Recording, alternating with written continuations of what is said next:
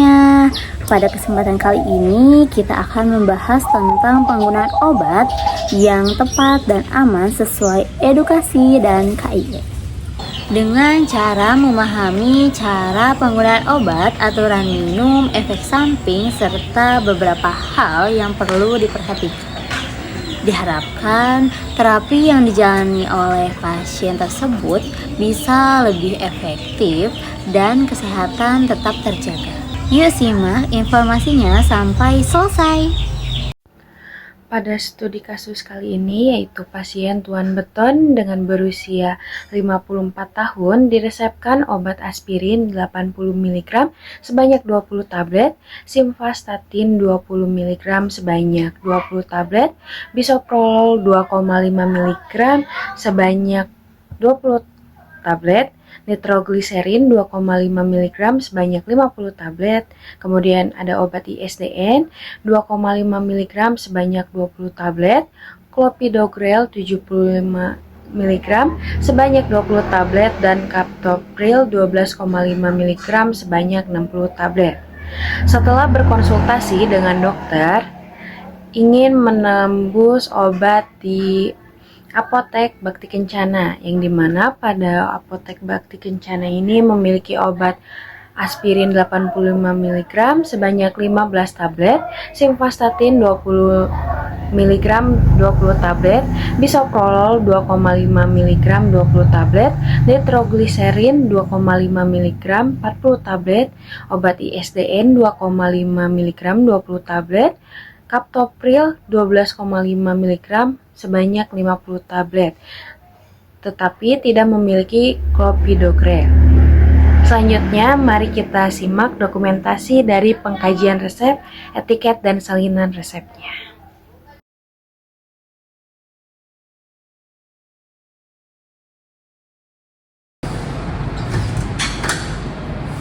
Pasien atas nama Tuan Beton.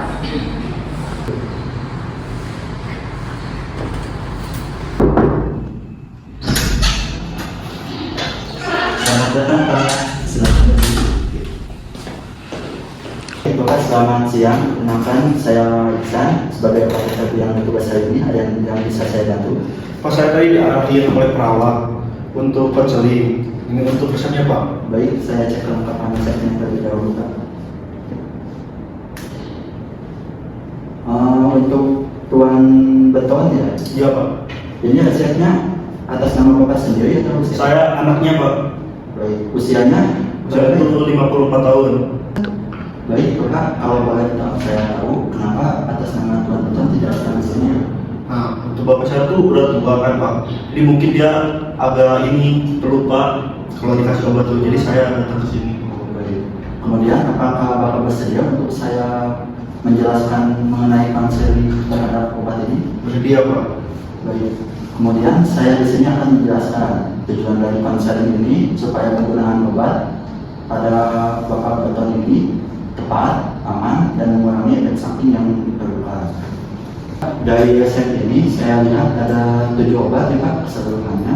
Di antaranya ada aspirin 80 mg sebanyak 20 tablet, kemudian simvastatin 20 mg sebanyak 20 tablet, kemudian bisoprolol 2,5 mg sebanyak 20 tablet, kemudian nitrogliserin 2,5 mg sebanyak 25 tablet, kemudian ada ISDN 2,5 mg sebanyak 20 tablet, kemudian ada clopidogrel 75 mg sebanyak 20 tablet juga, kemudian ada captopril 12,5 mg sebanyak 60 tablet.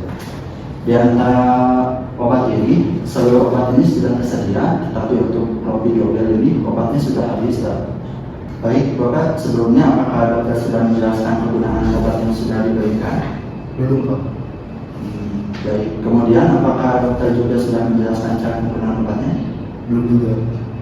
Baik, kemudian apakah dokter juga sudah menjelaskan tahapan setelah mengonsumsi obat ini? Belum. Baik. Kemudian apakah Bapak memiliki riwayat alergi terhadap obat ini? Enggak Pak. Baik. Kemudian apakah Bapak selalu memiliki kebiasaan mengonsumsi yang berlebihan mengenai rokok, kopi yang begitu Pak? rokok paling Pak. Baik. Kemudian apakah Bapak punya riwayat seperti lambung atau paru-paru gitu? Enggak Pak. Nah, dari resep dokter ini setelah saya cek Pak, di sini tersedia aspirin 80 mg sebanyak 25 tablet. Kemudian simvastatin 20 mg sebanyak 20 tablet. Kemudian ada bisoprolol 25 mg sebanyak 20 tablet. Kemudian ada nitrogliserin 2, mg sebanyak 25 tablet. Kemudian ada ISDN 2, mg sebanyak 20 tablet. Kemudian ada clopidogrel 75 mg sebanyak 20 tablet dan captopril sebanyak 12,5 mg sebanyak 60 tablet. Dari seluruh obat ini yang tidak tersedia ini hanya clopidogrel saja Pak, sedangkan untuk obat lain sudah tersedia. Nah, untuk clopidogrel 75 mg ini tidak tersedia Pak. Apakah Bapak ingin menembus resepnya di apotek lain? Bisa Pak.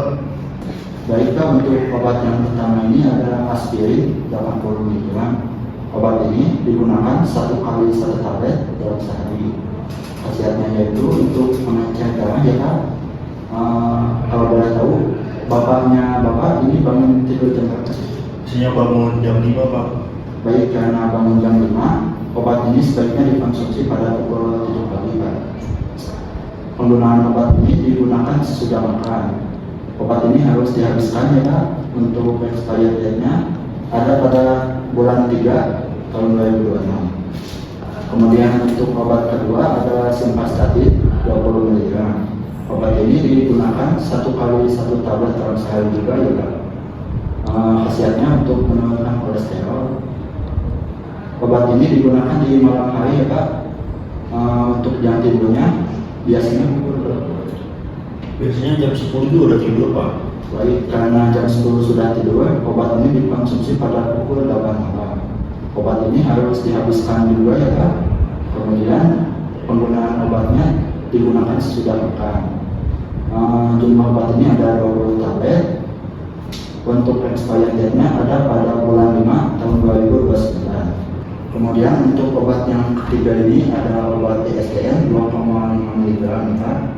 Penggunaan obatnya 1 kali 1 tablet dalam sehari. Khasiatnya pada nyeri dada di dalam kondisi darurat. Penggunaan obat ini digunakan jika perlu saja ya Pak. Untuk waktunya digunakan di saat kondisi darurat. Penyimpanan obat ini harus disimpan di tempat yang mudah diingat ya Pak. Kemudian penggunaan obat ini disimpan secara sublingual atau di bawah lidah. Obat ini berjumlah 20 tablet. Untuk expiry date-nya ada pada bulan 5 tahun 2027. Baik, untuk obat keempat ada nitrogliserin 2,5 mg. Penggunaan obat ini 2 kali sehari sebanyak 1 tablet. Khasiatnya untuk meredakan nyeri dada juga ya Pak. Penggunaan obat ini harus dihabiskan, kemudian digunakan pada pagi hari pada pukul 7 dan malam hari pada pukul 8 malam. Obat ini dikonsumsi setelah makan ya Pak. Jumlahnya 40 tablet. Expired date-nya ada pada bulan 3 tahun 2029. Kemudian obat kelima ini ada bisoprolol 2,5 mg. Obat ini digunakan sehari 1 kali tablet saja ya Pak. Khasiatnya untuk menurunkan tekanan darah. Dikonsumsinya harus dihabiskan. Penggunaan obat ini digunakan pada pagi hari juga pada pukul 7 pagi Pak. Jumlah obat ini ada 20 tablet. Untuk expiry date-nya ada pada bulan 3 tahun 2027. Dan obat terakhir ini ada captopril, digunakan sehari 3 kali 1 tablet. Khasiatnya untuk menurunkan tekanan darah. Dikonsumsinya pada pukul 7 pagi, kemudian pada pukul 2 siang, dan pada pukul 9 malam. Obat ini harus dihabiskan ya Pak. Dikonsumsinya sebelum makan, 1 jam sebelum makan. Kemudian expired date-nya ada pada bulan November tahun 2029. Obat ini jumlahnya ada 50 tablet ya Pak. Untuk obat aspirin ini efek samping yang mungkin terjadi itu nyeri lambung, mual, dan mudah mual pada kulit kita. Kemudian pada obat simvastatin, efek sampingnya itu dapat berupa pegal pada malam hari Pak, sebelum tidur. Kemudian untuk obat bisoprolol ini efek sampingnya lemas, denyut jantung menjadi meningkat Pak. Kemudian untuk nitrogliserin efek sampingnya denyut jantung ini kebalikannya Pak, menjadi lebih lambat. Untuk efek samping pada obat DSDN ini dapat menyebabkan pusing, wajah terasa hangat, sakit kepala juga ya Pak. Dan terakhir efek samping obat captopril ini dapat menyebabkan batuk kering dan pusing pada kepala. Apabila Bapak betonnya sendiri merasa pusing setelah minum obat, sebaiknya duduk atau berbaring terlebih dahulu. Bila muncul sesak napas, bengkak pada wajah, ruang merah, muntah, BAB hitam atau nyeri dada semakin berat, sebaiknya diperiksa kembali kepada dokter. Obat-obat ini jangan diminum bersama dengan alkohol ya Kak, karena dapat meningkatkan risiko keadaan darah naik turun dan perdarahan. Jangan mengonsumsi obat nyeri lain tanpa berkonsultasi terlebih dahulu dengan dokter. Untuk penyimpanan obat ini, simpan obat di tempat yang sejuk, kering dan tidak terkena sinar matahari langsung. Dan jauh juga dari jangkauan anak-anak. Tetapi untuk obat DSDN sebaiknya disimpan pada tempat yang mudah diingat. Apabila sewaktu-waktu merasakan nyeri dada yang berlebihan, bisa dikonsumsi obat tersebut. Hindari penggunaan obat nyeri juga seperti ibuprofen atau acetaminophen tanpa berkonsultasi terlebih dahulu dengan dokter, karena dapat meningkatkan risiko pendarahan apabila digunakan bersama dengan aspirin. Jika Bapak lupa meminum obat dan sudah dekat dengan jadwal selanjutnya, maka obat itu untuk segera diminum.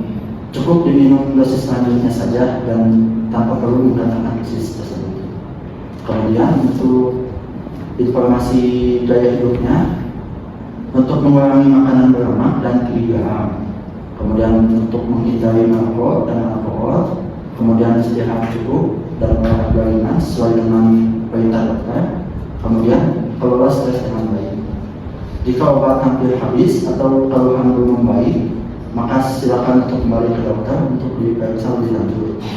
Kemudian untuk obat ini diminum sesuai jadwal. Beberapa obat diminum sesudah makan, tetapi untuk captopril diminum sebelum makan. Apakah Bapak bisa mengulangi kembali cara penggunaan obatnya? Bisa Pak. Nah, untuk ini obat pertama ya, aspirin itu diminum sehari 1 kali 1 tablet. Untuk khasiatnya itu untuk pengencer darah. Nah, obat ini dia harus dihabiskan ya.